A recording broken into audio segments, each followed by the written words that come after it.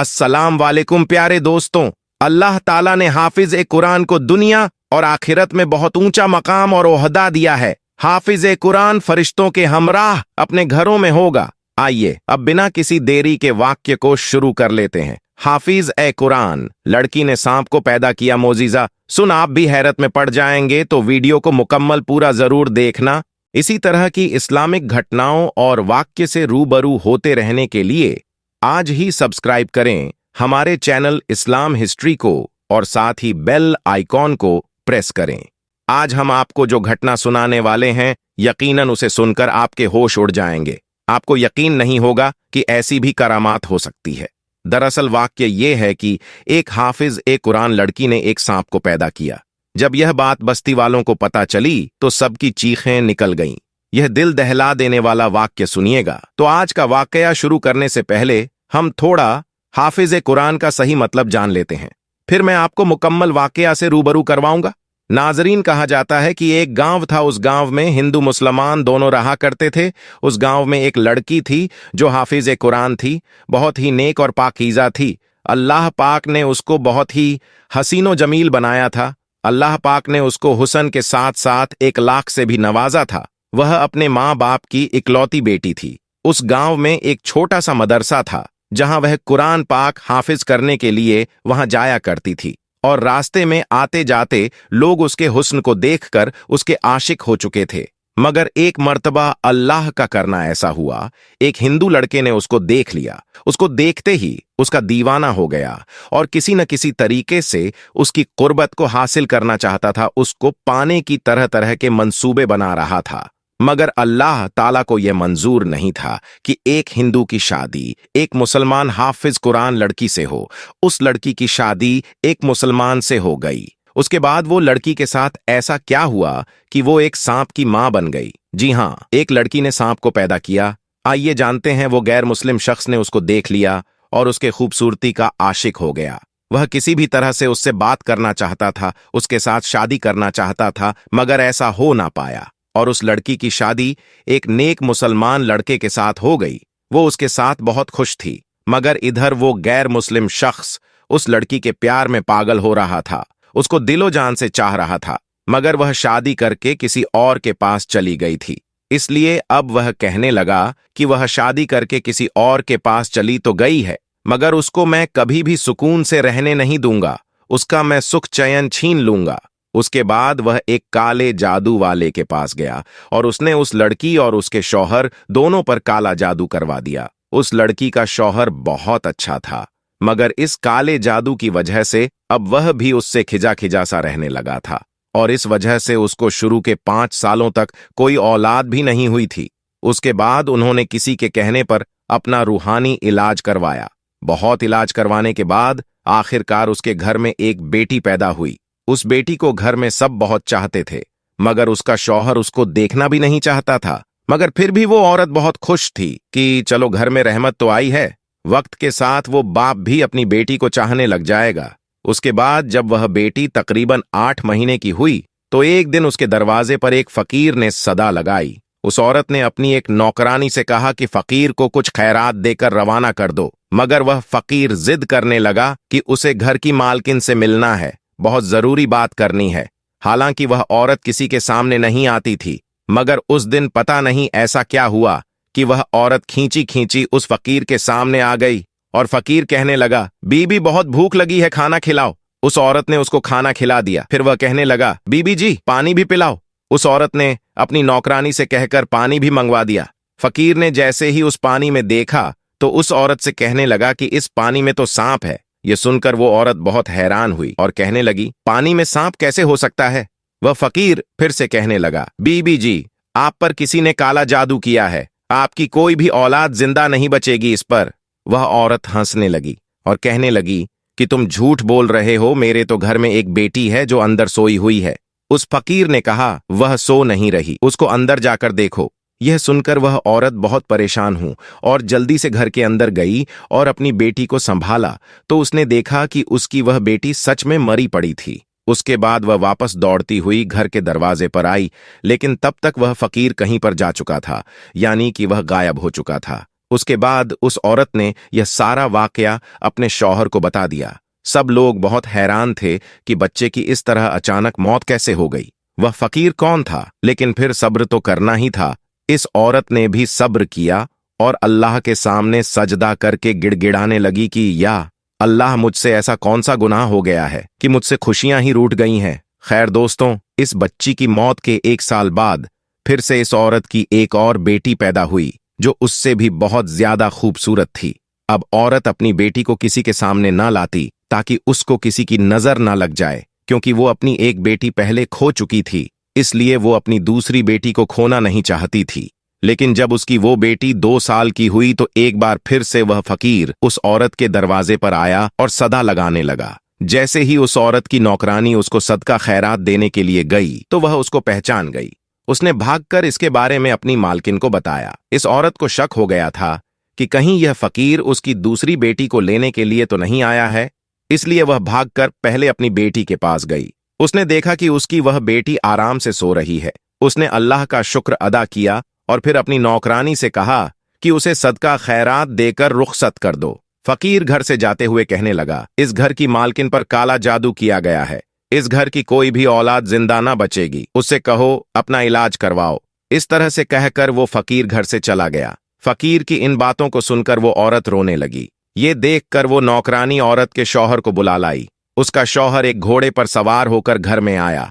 वो आदमी जैसे ही उस घोड़े से नीचे उतरा तो वो घोड़ा एक अजीब सी हरकत करने लगा। वो वहीं घर के आंगन में गड्ढा खोदने लगा।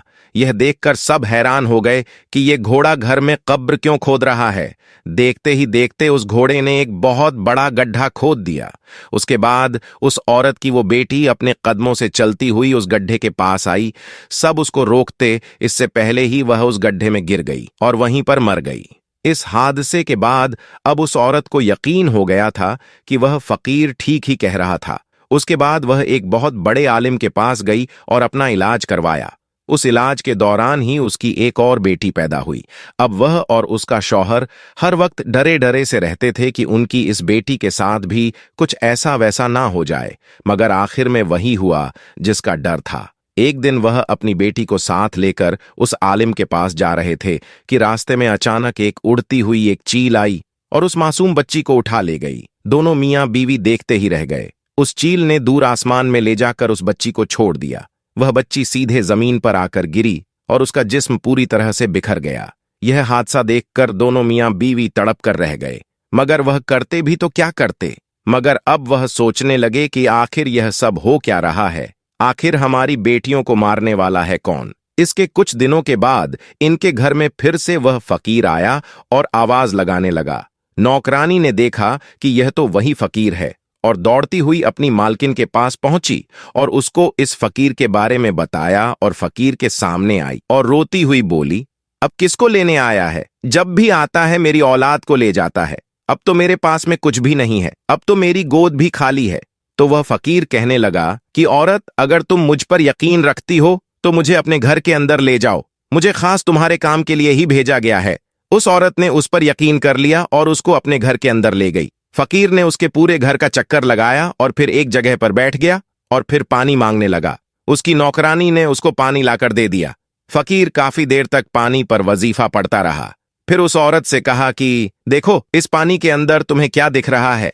जैसे ही उसने पानी के अंदर देखा तो एक जोरदार चीख मारकर पीछे हट गई, क्योंकि उस पानी में एक काला नाग सांप कुंडली मारे बैठा हुआ था। उस फकीर ने फिर कहा, देख लिया ना, आपके ऊपर काला जादू किया गया है। इस काले जादू से आपके पेट के अंदर एक सांप को बिठा दिया गया है जो आपके हर बच्चे को मार देता है। वह औरत कहने लगी, पर मेरे तो सारे बच्चे सही सलामत पैदा होते। तो उस फकीर ने कहा कि हाँ, तुम्हें खुशियां मिलती जरूर है, मगर फिर वापस छीन ली जाती है। आपके बच्चों को मारने वाला और कोई नहीं बल्कि यह सांप है जो तुम्हारे पेट के अंदर बैठा हुआ है। वह औरत कहने लगी, बाबा जी, मगर मेरा दुश्मन है कौन? कौन है जिसने मुझ पर काला जादू किया है? तो वह फकीर कहने लगा, बीबी जी, एक गैर मुस्लिम तुम्हारा दीवाना हो गया था, मगर जब तुम्हारी शादी हो गई तो उसने फिर तुम्हारा सुख चैन छीनने के लिए तुम्हारे ऊपर काला जादू करवा दिया। अब अगर तुम चाहती हो कि तुम्हारे ऊपर से काले जादू का असर खत्म हो जाए, तो मैं औलाद का सुख मिल जाए, तो तुम्हें एक मुश्किल घड़ी से गुजरना होगा। वो औरत अल्लाह की एक बंदी थी उसने हिम्मत करके कहा कि मैं इसके लिए हर मुश्किल घड़ी से गुजरने के लिए तैयार हूं। आप हुक्म करें, बस इस गंदे इल्म को यहां से हटाना है। वह फकीर कहने लगा, तो तुम्हें अपनी औलाद को जिंदा रखने के लिए पहले सांप को पैदा करना होगा, यानी कि उस सांप को अपने पेट से बाहर निकालना होगा, तभी तुम्हारे आने वाले बच्चों की जिंदगी महफूज हो सकती है। औरत अपनी औलाद को बचाने के लिए इस मुश्किल काम को करने के लिए भी तैयार हो गई। उसके बाद फकीर ने उसको कुछ अमल बताए जिसको उन्हें रात की तन्हाई में करने थे। फकीर ने उस औरत को यह भी बताया कि वह सांप तुम्हारे पेट में मौजूद जरूर है, मगर वह अंदर बढ़ नहीं रहा है। अगर तुम उससे मोहब्बत का इजहार करोगी, अगर तुम उससे कहोगे कि यह तो मेरा बच्चा है, मुझे इसको पैदा करना है, तो फिर वह तुम्हारी हर बात को सुनने लगेगा। फिर किसी भी तरह से तुम उसे अपने पेट से बाहर निकाल पाओगी। उसके बाद ऐसा ही हुआ। वो औरत अपने पेट पर हाथ फेरते हुए कहती थी कि मेरे पेट के अंदर जो भी है वह मेरी ही औलाद है, उसे दुनिया में लाना चाहती हूं, मैं उसकी मां हूं। तो उस सांप ने उसकी यह सारी बातें सुन ली। फिर वह सांप उसके पेट के अंदर बढ़ना शुरू हो गया। इस औरत ने एक बूढ़ी दाई मां से भी बोल रखा था कि जब भी मेरा बच्चा पैदा होगा तो मेरे पेट से किसी बच्चे की जगह हो सकता है। सांप निकले, लेकिन तुम डरना मत। वह बूढ़ी औरत भी हिम्मत वाली थी, इसके लिए तैयार हो गई। फिर एक दिन वह वक्त भी आ गया कि उस औरत ने एक सांप को जन्म दे दिया, लेकिन उन वजीफा की बरकत से वह सांप जिंदा नहीं बल्कि मुर्दा हालत में बाहर आया। और अल्लाह का कर्म है, ऐसा हुआ कि उसके साथ में उस औरत ने एक बेटे को भी जन्म दे दिया।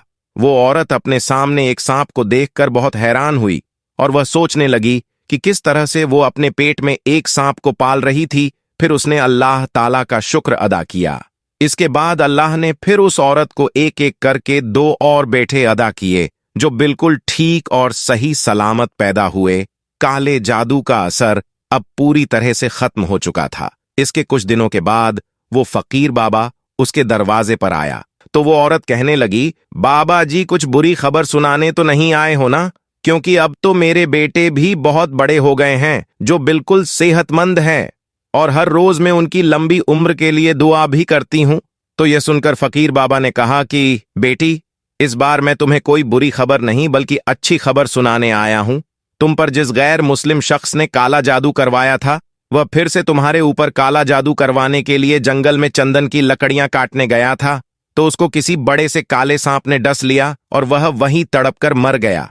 यह सुनकर वह बहुत खुश हुई और अल्लाह का शुक्र अदा करने लगी। साथ ही आपको एक और वाकया बताते हैं जो ये बयान करता है कि किसी पर भी तोहमत लगाना बहुत गलत है। आप रजी अल्लाह ताला अन्हु अपने कमरे में बैठे हुए हैं। एक बंदा आपके कमरे में आता है और आकर कहता है कि ए अमीनुल मोमिनीन, मैंने शादी की थी एक औरत से और आज उस औरत की शादी को 6 महीने मुकम्मल हो गए हैं और मेरी बीवी ने एक बच्चे को जन्म दे दिया है। अब आपसे मेरी एक दरख्वास्त है कि मेरी शादी को तो अभी 6 महीने ही हुए थे और यह बच्चा कैसे पैदा हो सकता है। अब इस वाकया से पहले दोस्तों, आम लोगों के अंदर यह बात पाई जाती थी कि 6 महीने में बच्चा पैदा नहीं हो सकता। इसलिए वह आदमी भी परेशान हो गया और अपने उस बच्चे को देखा भी नहीं और सीधा अमीनुल मोमिनीन के पास आ गया। हजरत उस्मान रजी अल्लाह ताला अन्हु ने लोगों को जमा किया और मशविरा किया कि यह बच्चा हलाल का है या हराम का।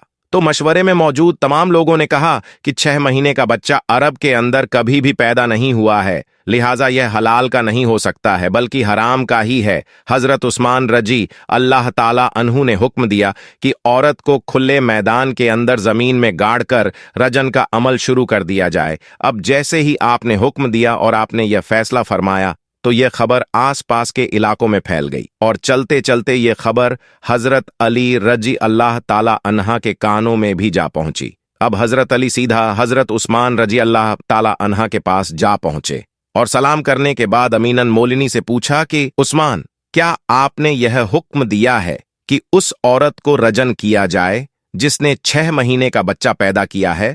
तो हजरत उस्मान रजी अल्लाह ताला अन्हा ने फरमाया है, मैंने यह हुक्म दिया है।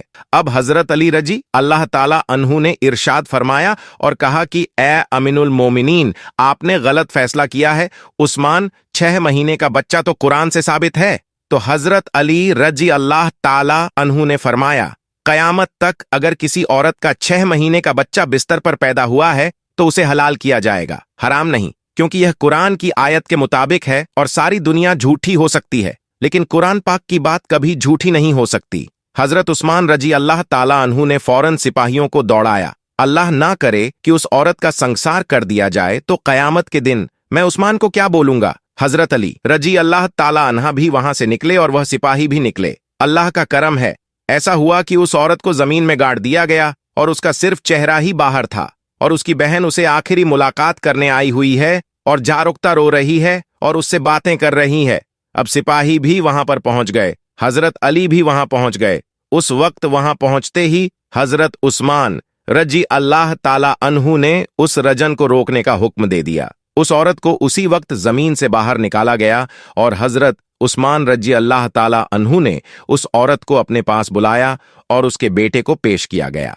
रिवायत के अंदर ही यह अल्फाज मौजूद है कि जिस तरह परिंदों में दो अंडे मिला दिए जाए तो पता ही नहीं चलता कि कौन सा अंडा किसका है, दोनों में क्या फर्क है, इसी तरह उस बच्चे की शक्ल और सूरत बिल्कुल उसके वालिद के ऊपर थी और वालिद ने उसको अभी तक नहीं देखा था। वालिद ने जब देखा और कहा कि अल्लाह की कसम, ये तो मेरा ही बेटा है। अगर आपको आज की हमारी वीडियो पसंद आई हो तो इस वीडियो को लाइक जरूर करें और चैनल को सब्सक्राइब कर दें, ताकि हम हमारे चैनल पर जो भी वीडियोस अपलोड करते हैं उसकी नोटिफिकेशन आपको मिलती रहे।